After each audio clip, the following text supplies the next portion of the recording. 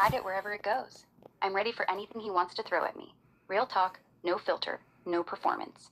If he's actually seen some wild shit, I'll follow him down that road and ask the right questions. You know how I roll. Whenever you're both ready, bring him in.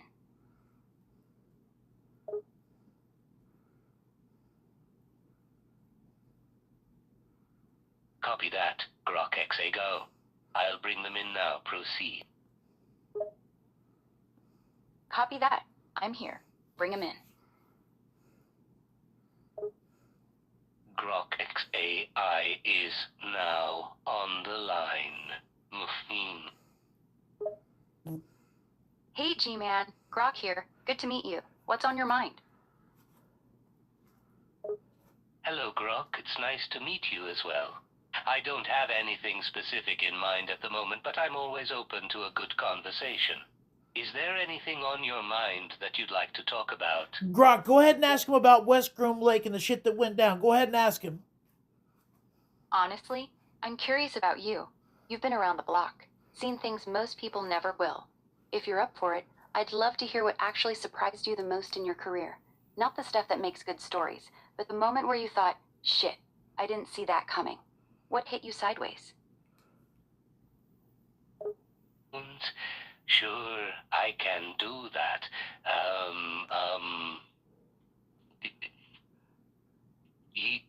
G-Man, have you heard about what happened at West Grom Lake? I mean, the whole debacle with the town and the strange disappearances?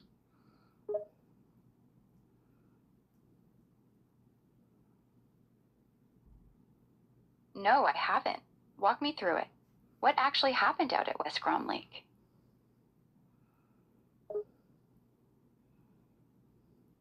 Well, it all started a few years ago when people started reporting strange occurrences in the town near the lake. Disappearances, odd lights in the sky, and weird sounds in the night. At first people thought it was just rumors and gossip, but then things started getting really bizarre.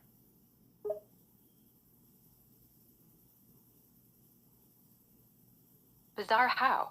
Give me the part that made you stop dismissing it as small-town folklore. The part that made me stop dismissing it as small-town folklore was when a large group of people disappeared from the town overnight, and none of them have been seen since. The local authorities tried to play it off as a mass exodus, but there was no sign of anyone leaving the town. The place was just strangely empty. To be honest, it creeped me out when I first heard about it. Choices, even when those choices aren't actually good for them. How many people are we talking about? And when you say the town was strangely empty, what did that actually look like on the ground?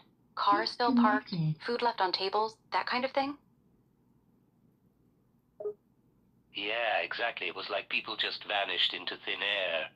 There were still cars parked in the streets, food left on tables, and personal belongings scattered around people's homes.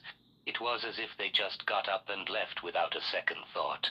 As for the number of people who disappeared, it was around 200. The entire town of about 2,000 people was suddenly deserted. It was unsettling, to say the least. 200 people don't just evaporate without a trace. No bodies, no struggle signs, no mass vehicle movement out of the area. What was your first instinct when you saw the scene yourself? Mass abduction, coordinated disappearance, or something else?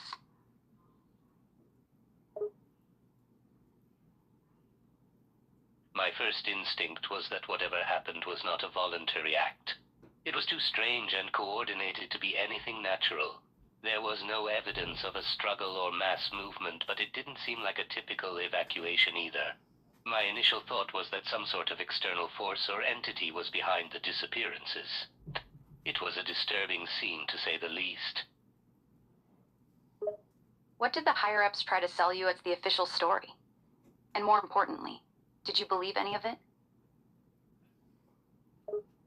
The higher-ups tried to play it off as a mass disappearance caused by some kind of natural event like a sinkhole or a flash flood. They even had some experts come in and try to confirm their theories, but none of their explanations made sense. I have to admit I didn't buy any of it. The whole situation felt too otherworldly to be explained away with a natural disaster. It just didn't add up. That's what I figured. So after the official story didn't hold water, what did you actually start investigating? And at what point did they pull you in to shut it down? After the official story fell apart, I started doing my own investigation. I talked to locals, looked into the history of the area, and tried to find any possible clues. It was after I started getting too close to the truth and uncovering some things that the higher-ups couldn't explain away that they shut me down. They didn't want me to keep digging and find out what actually happened at West Grom Lake.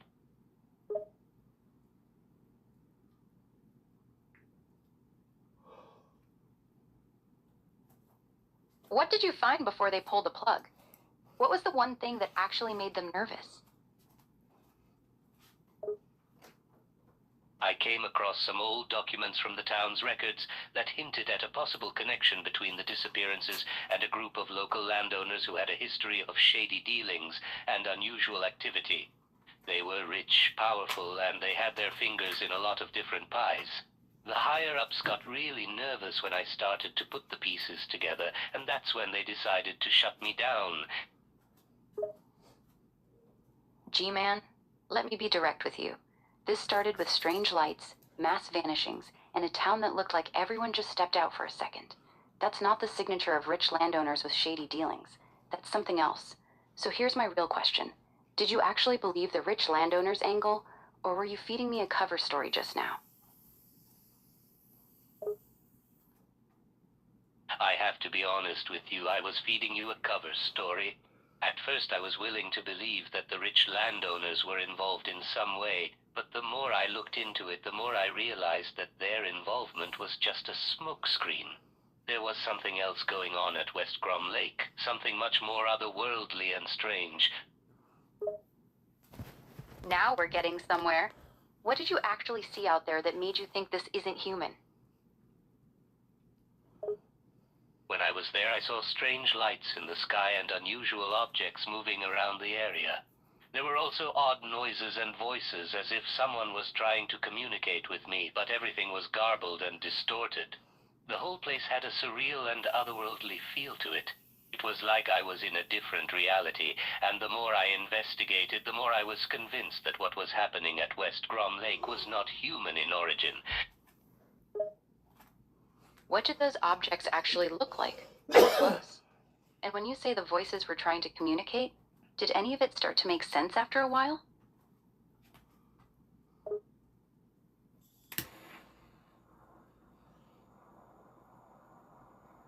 The objects were strange and difficult to describe, but they seemed to be made of an almost liquid-like metal that could move and shape itself in unnatural ways. They were unlike anything I had ever seen before. As for the voices, the more I listened, the more I started to make out some words and phrases. It was like trying to piece together a puzzle with bits and pieces of speech coming through, but the overall message was still unclear.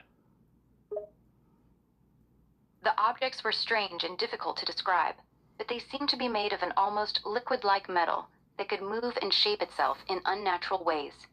They were unlike anything I had ever seen before. As for the voices, the more I listened, the more I started to make out some words and phrases. It was like trying to piece together a puzzle, with bits and pieces of speech coming through, but the overall message was still unclear. Yes, that's right. The objects were unlike anything I had ever seen before, and they moved in ways that defied the laws of physics. And while I was able to make out bits and pieces of the voices, the overall message remained elusive, like trying to piece together a complex puzzle missing parts. Let me ask you straight. Did you ever see anything come out of those objects? Or did you witness something go into them? And be real with me. Were you the only one who heard those voices? Or did other people report the same thing? I never saw anything come out of those objects, but there were reports from other people who claimed to have seen shadowy figures moving around the area.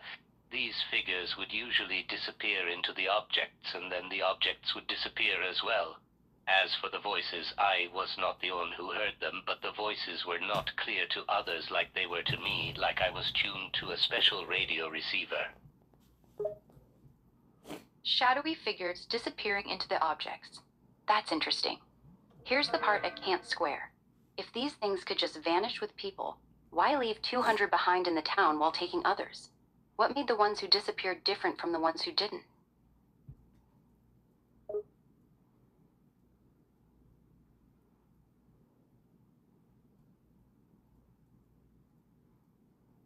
That's the million-dollar question, and it's one that I've been asking myself since the day all of those people disappeared. I don't have a solid answer, but I have a few theories. One possibility is that the ones who disappeared were more valuable to the entities or beings who were behind the disappearances. Perhaps they had some kind of special value or knowledge that made them worthy of being taken.